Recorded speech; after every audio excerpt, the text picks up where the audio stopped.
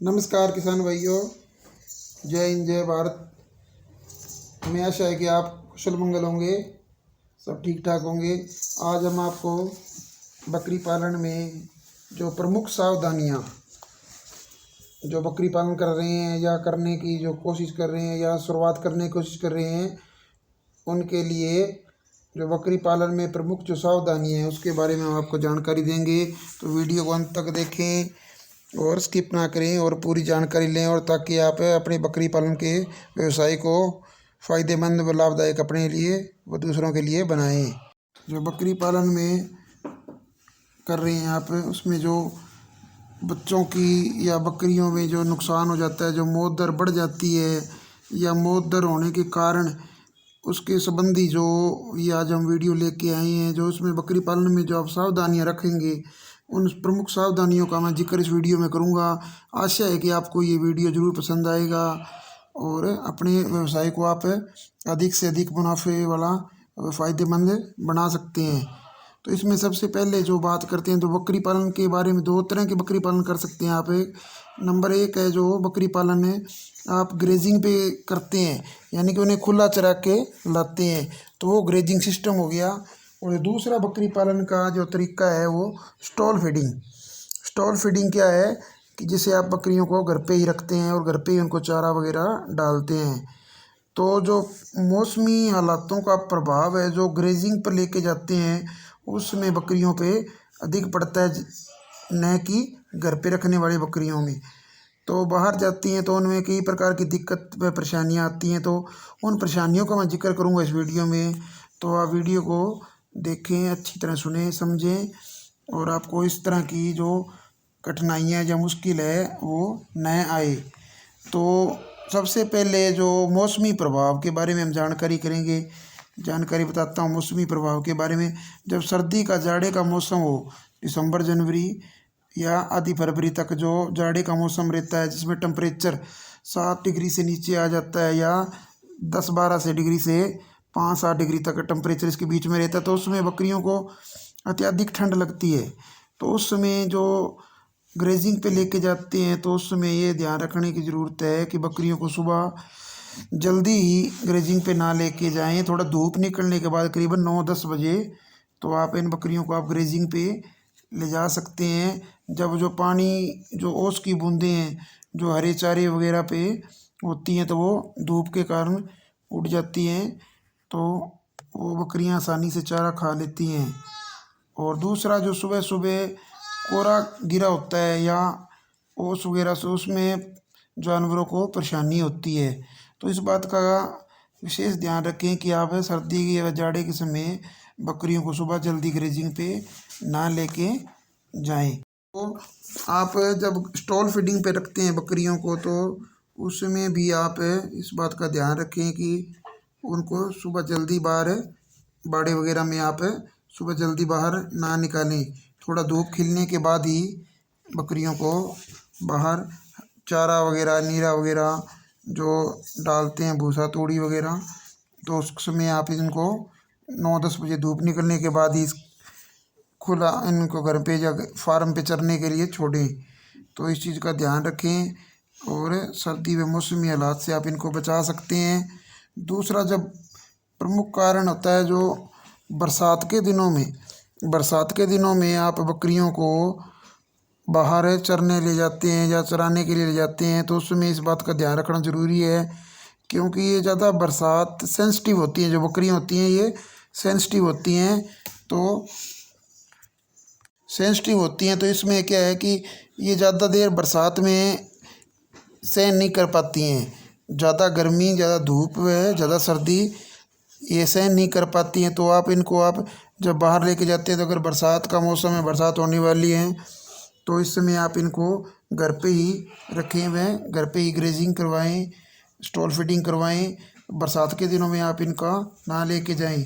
दूसरी बात, जो बरसात के दिनों में जो घास वगैरह होती है, जो नई घास होती है, उस पर कीड़े आदि होने की संभावना ज़्यादा रहती है।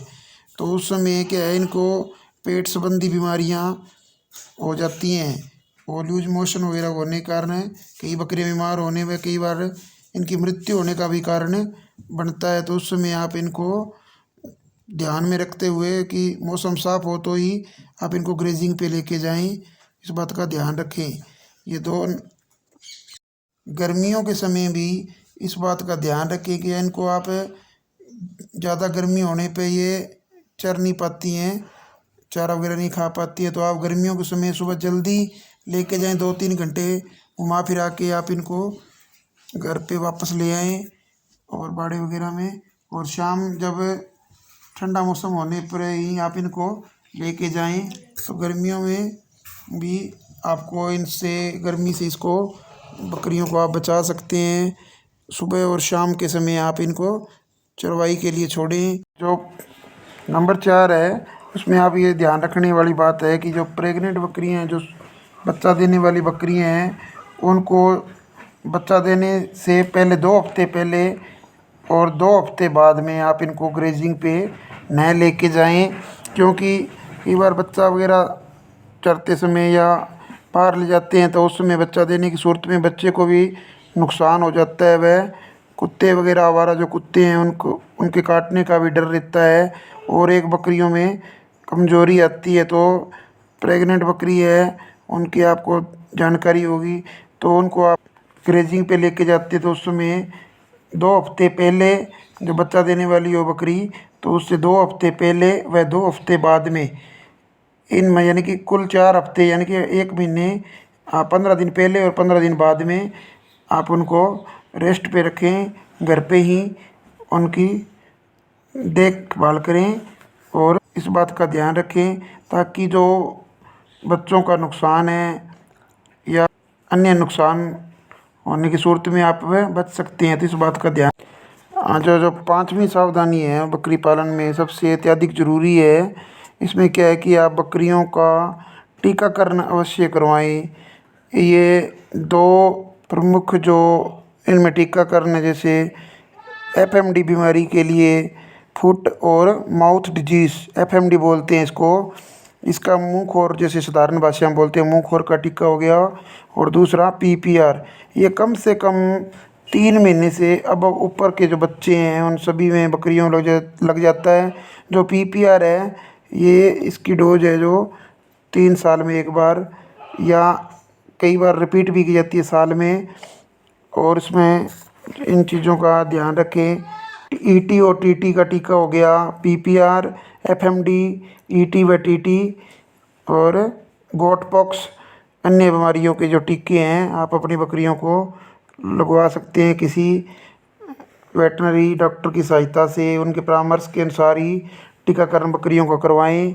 और जो अकारण जो मृत्यु हो जाती है उससे आप अपनी बकरियों को सेफ रख सकते हैं और मुनाफा बढ़ा सकते हैं। कीड़े मारने की दवाई है, जैसे पेट के कीड़ों के लिए आप अल्बोमार छोटे बच्चों को 1 ml से आप इनको दे सकते हैं। या अन्य डॉक्टरी परामर्श के अनुसार जो बड़ी बकरियां हैं उनमें आप 3 महीने के अंतराल पे साल में मतलब 4 बार आप कीड़े मारने की दवाइयाँ दे सकते हैं। कीड़े मारने की जो पेट के कीड़े मारने की जो डीवार्मिंग की दवाई है उसमें आप सेम डोज की वो सही वही दवाई दोबारा रिपीट ना करें।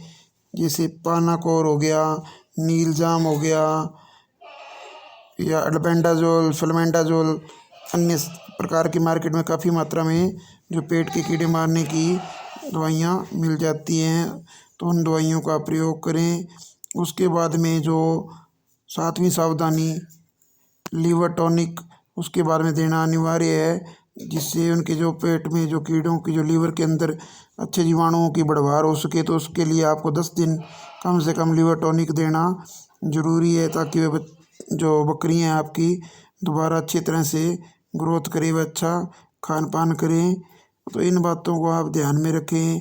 बकरी पालन में जो ये प्रमुख सावधानियां हैं इनका प्रयोग करेंगे तो ये बकरी पालन निश्चित ही आपके लिए फ़ायदे का बिजनेस होगा। जय हिंद, जय भारत। इसी तरह की वीडियो को देखने के लिए हमारे चैनल को सब्सक्राइब करें, वीडियो को लाइक करें, शेयर करें, अन्य किसान पशुपालक भाई बकरी पालक भाइयों के साथ शेयर करें।